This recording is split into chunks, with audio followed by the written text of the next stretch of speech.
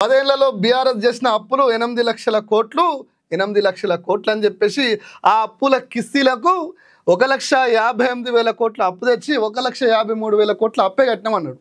అంటే పట్టపగలు పైసల కట్టలతో దొరికిన దొంగ కదా, పట్టపగలు అసెంబ్లీలో అబద్ధాలు చెప్తుండు. నిండా మునిగినోనికి సెలెక్కడిది అన్నట్టు పట్టపగలు అబద్ధాలు చెప్తూ రాష్ట్రం దివాలా తీయించిందంటూ ఒక డ్రామా అయితే ఆడుతుండు. దీనివల్ల తెలంగాణ పేరు ప్రఖ్యాతలు నాశనం చేయాలని కుట్ర వన్నుతుండు. మిత్రులారా, ఈ కుట్ర కాంగ్రెస్ పార్టీకి కూడా తెలుసు. కాంగ్రెస్ పార్టీకి తెలుసు కాబట్టి కాంగ్రెస్ పార్టీ అఫీషియల్ ఫేస్బుక్లో, అఫీషియల్ ట్విట్టర్లో ఇది రాసింది చూడండి మిత్రులారా. ఇది కాంగ్రెస్ అఫీషియల్. తెలంగాణ కాంగ్రెస్ అసెంబ్లీ ముందు కాగ్ నివేదిక ప్రవేశపెట్టిన డిప్యూటీ సీఎం బట్టి విక్రమార్క. తెలంగాణ అప్పులు 4,03,000 కోట్లు అని చెప్పేసి బట్టి చెప్తుండు అని కాంగ్రెస్ పార్టీ అఫీషియల్ చెప్తుంది. బట్టి కూడా అదే చెప్పిండు, వాళ్ళ పేజ్ కూడా అదే చెప్తుంది. కానీ రేవంత్ రెడ్డి మాత్రం 8 లక్షల కోట్ల అప్పు అంటుండు. ఏది నమ్మాలి? తెలంగాణ ప్రజల్ని ఎన్నిసార్లు ఏమారుస్తావు? తెలంగాణ ప్రజల్ని ఎన్నిసార్లు పిచ్చోళ్ళని చేస్తావు? తెలంగాణను ఎందుకు ఆగం చేస్తున్నావు రేవంత్ రెడ్డి? నీకేం ద్రోహం చేసింది తెలంగాణ?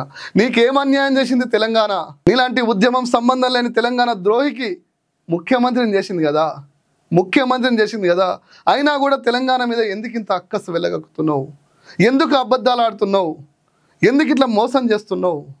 నువ్వేమో 8 లక్షల కోట్లు అని చెప్పి పెట్టుబడులు రాకుండా రాష్ట్రం దివాలా తీసిందని డ్రామా ఆడితే కాంగ్రెస్ మాత్రం బట్టి గారు ఓపెన్గా చెప్తున్నారు.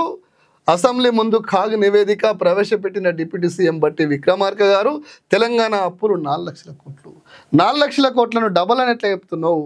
ఎట్లా సిగ్గు లేకుండా మాట్లాడుతున్నావు? తెలంగాణ సమాజం ఆలోచన చేయాలి. అసెంబ్లీలో నిలబడి విచక్షణ అధికారాలు ఉంటాయి, ఎవరినైనా లోపడేస్తా అని చెప్పేసి ఎందుకు వేస్తలేవరని అంటావు.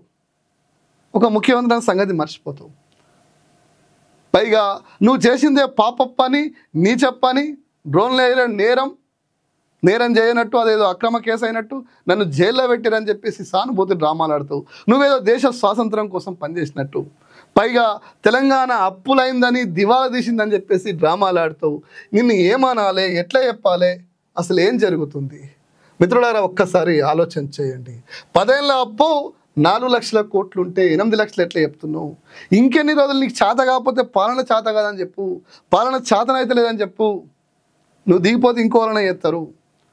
మంచిగా ఉన్న తెలంగాణను, అభివృద్ధి జరుగుతున్న తెలంగాణను ఆగం చేసినావు, మోసం చేసినావు. బీజేపీ తోటి దోస్తాను కలిసి డ్రామాలు ఆడుతున్నావు. ఇలా తెలంగాణలో బీజేపీ 8 సీట్లు, కాంగ్రెస్ 8 సీట్లు తెచ్చుకొని ఏం సాధించినాయి? తెలంగాణ నుంచి ₹1 అన్న నిధులు తెచ్చినాయా? నిధులు బీజేపీ వాళ్ళు అడిగారు, ఎందుకు ఇస్తలేవని కాంగ్రెస్ వాళ్ళు అడిగారు.